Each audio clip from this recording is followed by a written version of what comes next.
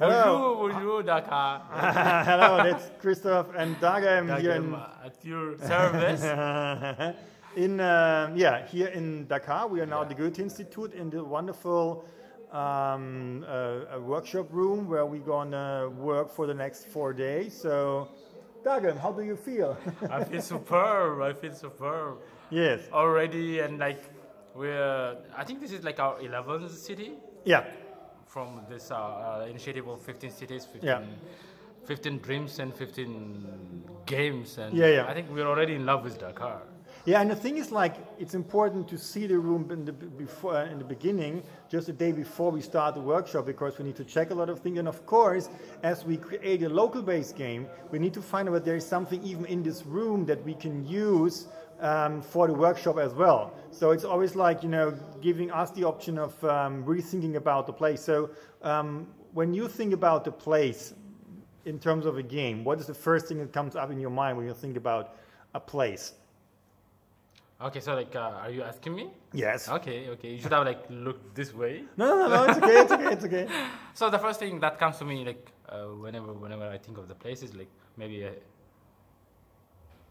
interaction.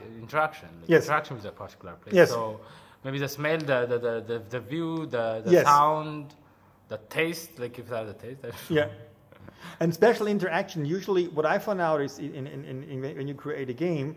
There are two options that you have. The one is that you change the room or the place in a fictional thing in the way that you make it totally different. Okay. Even what you are doing, like there are no doors any longer, no lights. It is just, singularities from somewhere and alien stuff. But the question is, or what I think is, it's more complicated for people to use this place in a way which is more or less near to the normal use than to make it totally fictional. Because once you do it in a way that it's more or less connected to the real world, people always want to go to the safe harbor. So they want to use all these things in the same. I'll give you an example, So an example, I'm right-handed. So that whatever I do, I start with the right hand. And if I only open a door, I do it with the right hand.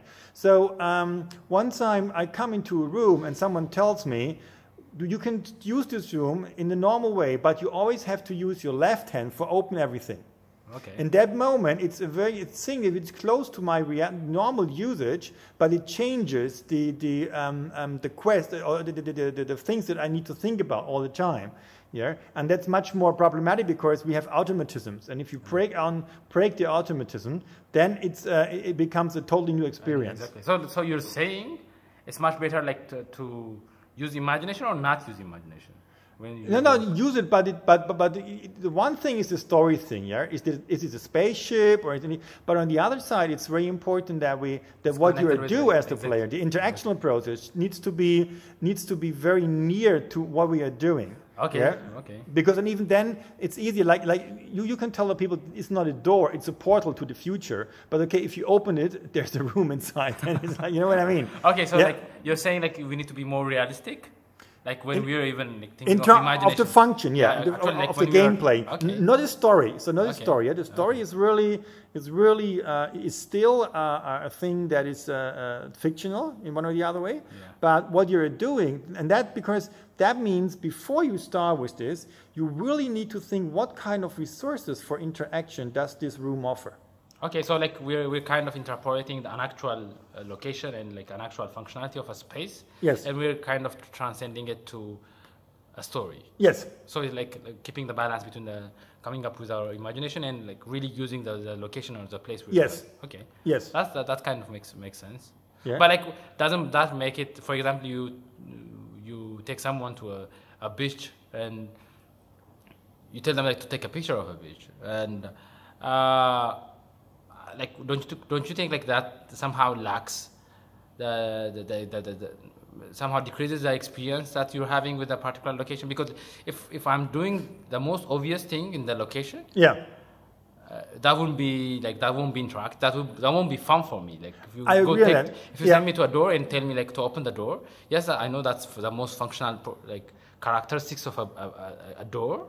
But opening it is not a new experience per se. It's not a new experience, but that I'm absolutely agreeing. It's not that like we're not doing that like a certain kind of role. you know, in terms of whatever a rule. It means like whatever you do, it needs to be connected to the reality or whatever. It is more a kind of the variety that you have. Okay. You know, it's like sometimes, of course, there are lots of options to do something which is totally different to the way you usually do it.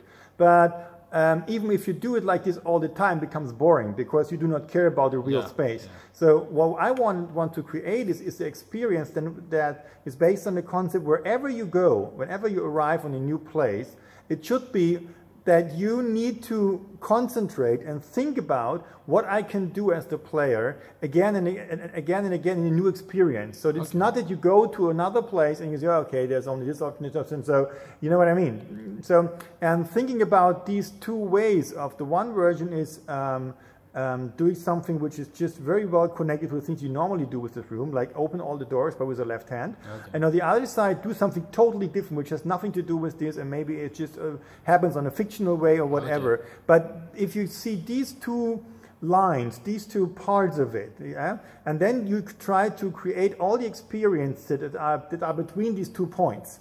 Yeah, then you have a bigger variety of things that you can do. You know what I mean? So like we're thinking of the two experiences to be at the far end of, and like whatever we do in the middle is going to create a more experience. Yes. Yeah, that's absolutely. That's kind of. Yeah.